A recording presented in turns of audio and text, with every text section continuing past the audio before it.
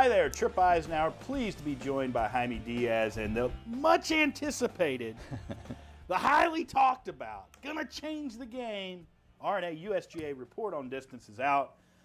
Jaime, you've gone through it with a fine-tooth comb. I wouldn't say that, but well, okay. More than I have. Let's put it that way. But, and basically, give us a summation, like the 3 key points that there. Yeah, I think it was a very clear and comprehensive explanation of why the growth, the increase in distance, which has been going on for 100 years, has finally reached a limit that it's actually bad for golf. That's probably the biggest takeaway. They made a declarative sentence, a declarative statement that golf's a worse game going forward if everybody keeps hitting it longer, and especially at the elite level. So I would say it's broken down into 3 areas. One, the first one they discussed was the elite game, the professional game, and the elite amateur game. Right.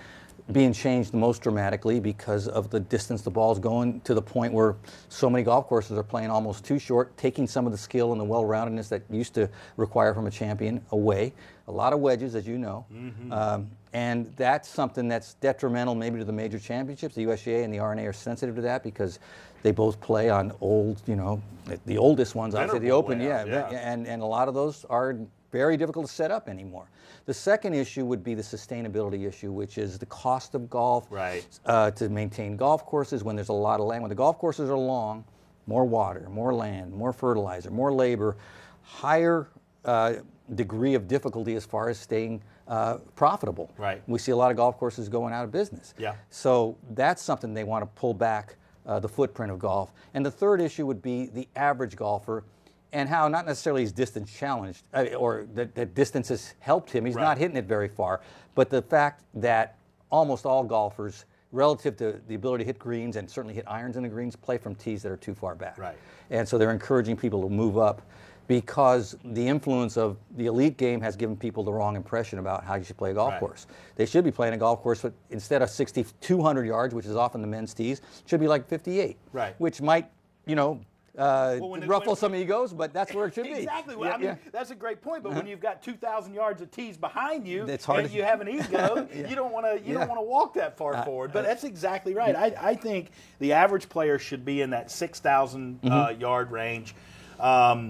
And I mean, when your gold tees, which are your back tees, are 7,500, your next set up is 7,100. That's too long for the average player, and that most people want to, I play the blue tees. Well, the blue tees are too far back now, and I love that aspect of the report. The other thing, too, was there any definitive thing that they decided they're going to do? Action that the USGA, that's the big question. That might be the disappointing part, because I think they're looking for quite a time frame forward as kind of a cushion to not have to do anything urgently. You think that's for legal reasons? Yes, I think it's more for persuasion. Talking to the stakeholders in golf and getting them to agree with them on this issue, because they eventually, if they're going to make any equipment regulations, new equipment regulations, they've got to get the sign-off, basically, or the cooperation of the manufacturers. True. And the manufacturers are the biggest threat in terms of potential lawsuits or just hanging things up in terms of arguing about it and making it difficult in the public eye as well. Right. I think they also are saying the next step. This step was all about getting all the data and making a good, very informed explanation of what the issue is. And you feel like they did that? I think they did that. That's the best thing they did. The next thing is to do, in 90 days or 45 days, come up with some topics that they think will be germane going forward, and within a year have discussed those with all these people, stakeholders, manufacturers, players, and then decide perhaps this is where we will go with possible rule regulations. Right. And if they do that, then it will take years to come to some consensus to agree on a rules rate. And this is how it was. This is unfortunately the process in every kind of rules change. Yeah. Even the anchoring ban. Right. So many things had to go into that. The rules changes that they made a couple of years ago. It's a long process. Yeah. It's it's easy to say, gosh, come on, you guys are the authority. Just make the rule. It's not that. One phrase that always sticks with me. David Fay used to be the executive director of the USGA, and he said, "We govern by the power not vested in us." In other words, there's no real official reason that you have to follow the USGA. Right. But people do out of respect for the game. Out of respect for they think it's the best thing for the game. It's a consensus that they are the guardians of the game. We should follow them. But there's there's nothing to say you have to play by those rules or follow their new rules. True. So they feel they have to tread, and I would say that the USGA, because of the new world, and certainly with social media, they've taken more hits in the last 5 or 6 years than they ever took before. They're more sensitive about their image, so they're going to do this. Some of them are deserved, though. Well, I won't even argue with you, but the point being, they don't feel they have that autonomy that they used to have to just, be authoritative, and this is our decision and live with it. Yeah, and you're right. Social media. I mean, I go back to Shinnecock. I mean, that Open where they lost control of the first one in 2004, and then later. I was there in 2004. And that 7th green, we knew it was going to be a problem. And that's what made 2018 so difficult. This cannot happen again. It cannot. And it kind of happened. It did. Yeah. Exactly. But as a player, I will say, good for them. This is an issue, and to me, the game needs to be bifurcated. I know that people don't like that concept, but Jaime, at the professional level, I should be playing at the highest skill. And if you want to play my equipment, more power to you. Go ahead. You can play. Yeah. It's available to you, and that's what I don't understand about the manufacturers. They're going to have another set of equipment, but a lot of people are going to buy that.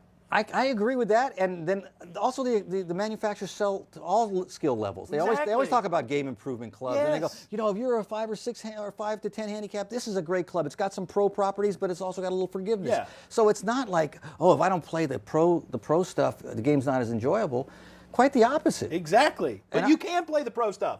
You can play anything you want. You can play the softest ball. You can do it. Play it any tees you want, for that matter. Not that you should, but the point being, it's wide open for recreational golfers. And the solution for me is you have to have a smaller sweet spot, and the penalty for missing it greater.